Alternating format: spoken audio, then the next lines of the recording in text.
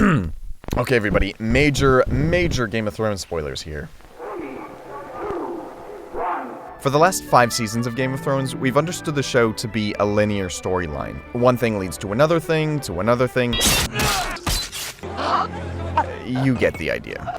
But in the past few episodes, that's totally changed. In his training with the Three-Eyed Raven, Bran Stark has learned how to travel through time in dreamlike visions.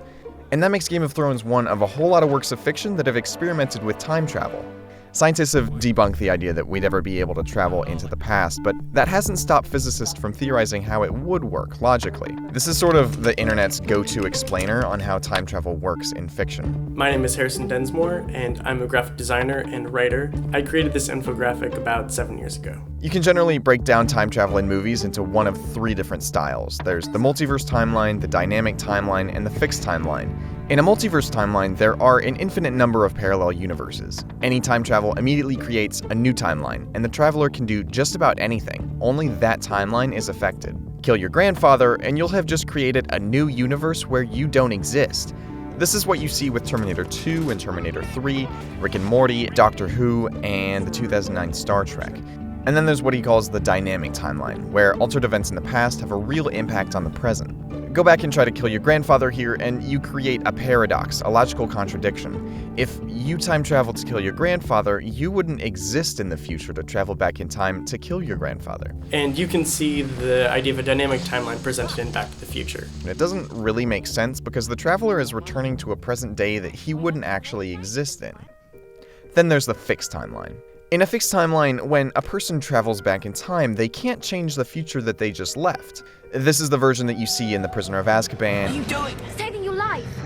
Or 12 Monkeys. Everything that they do just confirms the present that they left. Try to kill your grandfather here, and you'll inevitably fail. You can't change the past. And it seems like this is how Game of Thrones interprets the idea. It all starts with this moment, right here, when Bran is watching a young version of his late father. Father! Because Ned Stark turns around, seemingly in response to Bran's voice, it seems like Bran might be able to change the past.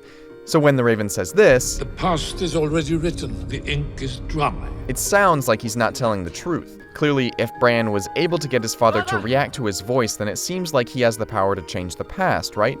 But what happens to Hodor dispels this idea. When Bran takes control of Hodor's body in the present while also observing him in the past, he creates a psychic link between past and present that destroys Hodor's mind.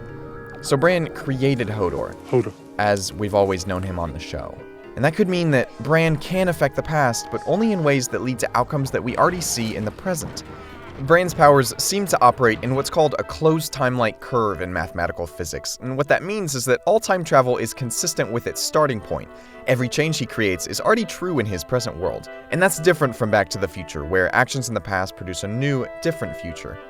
The Game of Thrones approach to the theory seems to follow something called the Novikov self-consistency principle. It's a physics conjecture that assumes a single timeline, stating that if there is an event that would cause a paradox, then the probability of that event is 0.